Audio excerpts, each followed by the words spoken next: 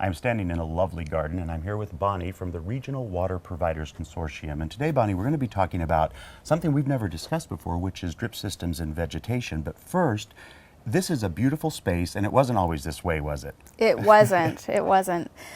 So when we moved in here about 4 years ago, it was a small patio space and then all bamboo, about 20 feet high. And so you decided that wasn't what you wanted, but Exactly. you have what I think is a great tip. You took the bamboo out, and then you didn't plant immediately. What did you do?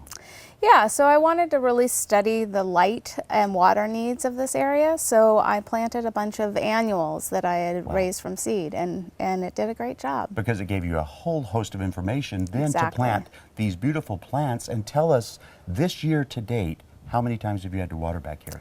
Yeah, so I watered the first time this last weekend. Wow, that's kind of amazing because the plants are stunning.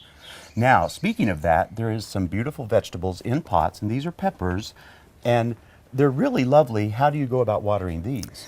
Yeah, so these live out here in the patio, and we water them by hand with a shutoff nozzle. Okay, and that's simple enough, but the real key to this chat today is that you have some large raised bed gardening that you really water now completely with a drip system, right? That's correct, yes. So let's walk over this way and take a look at those. Excellent. Okay, Bonnie, we're over here now in front of a couple of big, not so traditional raised beds, but still raised containers for vegetable garden. Tell us about them. Sure, so these are actually two 8-foot by 3-foot animal troughs.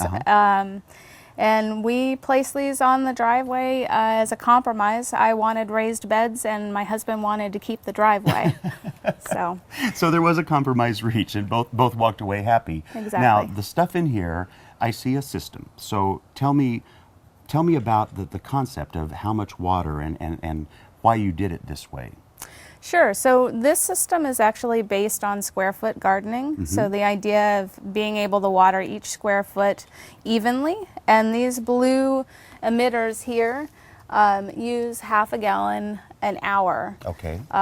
So not a lot of water, but really concentrated and down by the root zone so that we don't lose a lot of water to evaporation. And what about types of plants? Are you aware of, when you think about things, do you think, well, I know that, let's say, cucumbers need more water than other things, so do you think in that respect and try to put the things that might need more water together? Sure, yeah. So that's part of what we've done here. I've got the celery and celeriac all together. They use quite a bit more water than some other plants. So that's definitely a consideration when we're planning our planting plan as well as our watering system. And I would assume, Bonnie, that the same principles that tell me that my vegetable garden needs watering are the same things you can look at to see if this system is working enough or too much, wouldn't it be? Sure. Yeah, plants do a great job. They definitely tell us when they're not getting enough. They'll either dry up or wilt a little bit. So I pay attention that way, and then I can also do the trick of sticking your finger in the soil here. It tells you a lot, doesn't it? It does. So it's nice and cool and moist down there, so I know that they're well watered. So let's look at the actual system, because this is fancy. So how did you set this up? Sure. So I wanted to be able to water either trough individually, as well as we've got several pots in this area as well. So I wanted to be able to water those individually so that I could really meet the individual plant's needs. So that's what we've set up. We've got 3 different spigots here, and it's just as easy as turning these on and off. Nice. And you also were talking about regulators. Now, what does that mean when you were telling me about that earlier? You have like a pressure regulator? Yeah, so these actually are pressure regulators, and that's to make sure that the water that's coming out of the spigot is regulated to a pressure that actually can work well for the system. So a lot of times if you turn the hose on, the water's rushing out really at a fast, high pressure.